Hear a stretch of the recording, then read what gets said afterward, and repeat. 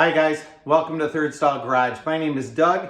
This is episode 5 of restoring a 66 Mustang convertible called Vin. If you haven't watched the other previous 4 videos, I encourage you to go back and watch those.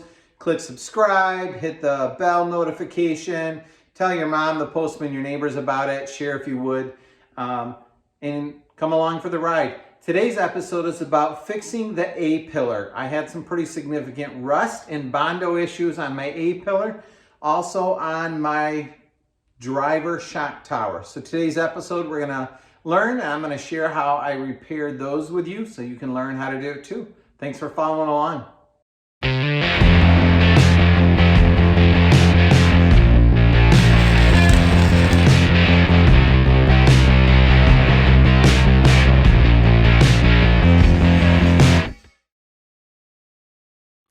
So the shock towers are the place in the car, obviously, that hold the upper A-arm, the lower control A-arm, your spring, and your shock.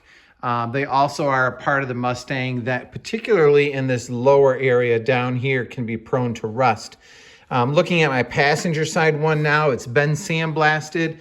There's evidence of a little bit of pitting that's happened, but overall the top of the frame rail looks pretty good, and I don't think any of this needs repaired. So I was pleased with that. You can see how I cleaned it up after removing the fender aprons, and soon we'll be welding those back in. By the way, fantastic news, I have a Firewall. After spending 2 months trying to find one, all the places I tried were back ordered. I waited 6 weeks. They said one was coming in, and then it didn't. I was able to find a guy named Aaron Enlow, who is a great member of the Mustang community, who had an extra one he was willing to sell and ship to me for a reasonable price. This is my driver's side shock tower. Now, as I'd found examples in other parts of this car, I had some repairs that were done really well, and I had some repairs that were done poorly. You can see that this shock tower has been repaired. There's a patch panel here, patch panel that goes up there, one across the side, and one on the back here. And I believe there was one that was added to the bottom. It may have been bent this way. I'm not 100% sure. But these welds look good. They haven't been ground down and hidden.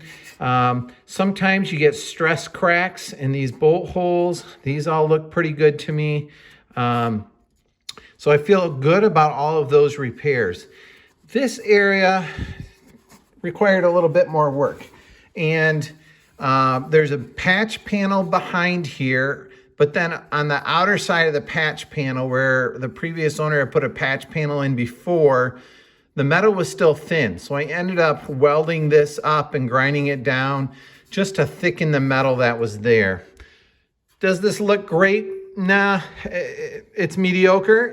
But I feel like it's strong, and I'm confident in it. I feel good about the structural integrity of it.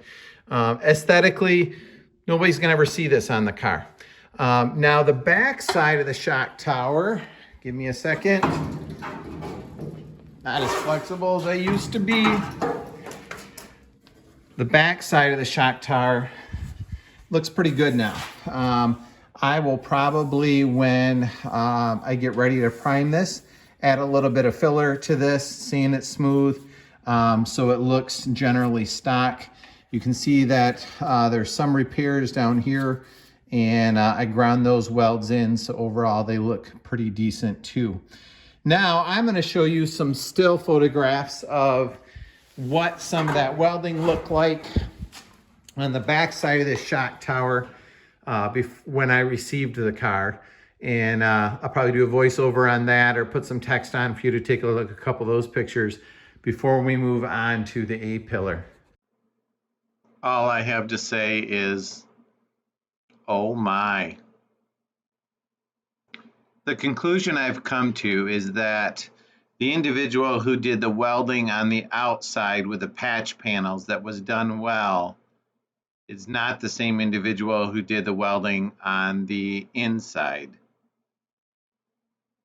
Here you can see the finished product. It's not perfect. I think once it's filled, painted, it's going to look good and it's solid. Let's now move on to the A-pillar. Driver's side cowl panel completely out. It fought me every single step of the way, but now I can see the A-pillar.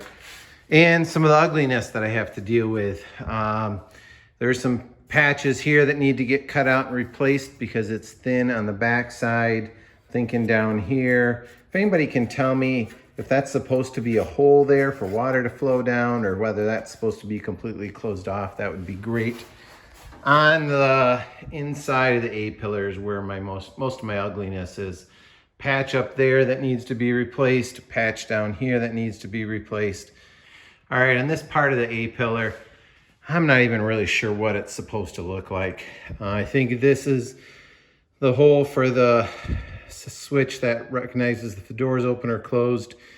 I don't know if this is supposed to flow right into the dash or if there's supposed to be a seam there.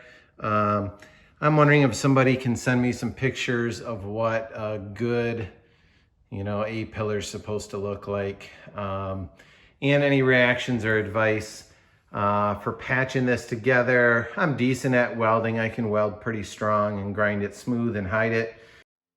So here's the process I used. Basically traced out with a Sharpie the rectangle, cut it out, and then found a similar piece of repair metal that was the same thickness.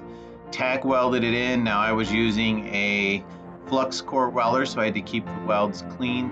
It causes a little slag to form on top, but basically welded all the way around and then used my little angle grinder to blend it in. And I repeated the same results for the different pieces. So this is the lower patch, cut out, tacked it in, and blended the results, and you really can hardly tell that there was a patch there. Repeated the same thing in the lower front corner of the A-pillar, cut that out, fabbed up a little piece, welded it in. The cowl patch panel will slide behind there, cowl side panel. Same thing on the top of the A-pillar near the windshield frame. Tack welded a piece in, blended it down. This was the hardest piece to do. I had to sit in a milk crate and stare at this for a couple hours before I came up with a plan to cut out the bad metal, fab in small pieces for repair, weld them together, and I'm really happy with the results, and I'm excited to show you. So you can see from the stills that it's just a matter of attacking it piece by piece, and I'm really happy. Here's the finished project. You can see this part where I marked it out with pen is removed. Eventually the cowl side panel will slip in there and that will be buttoned up. This patch cut out, welded in, looks great. This one looks great. Bottom of the A-pillar here is nice and solid and smooth. It's not quite as smooth as I'd like it to be. I might need to blend that a touch more.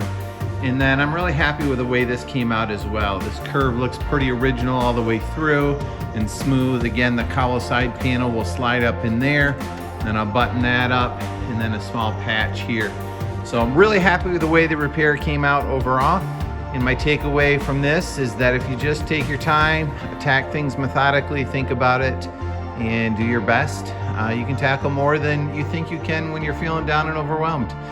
Next episode is going to be interesting. It'll be about how I straightened the frame.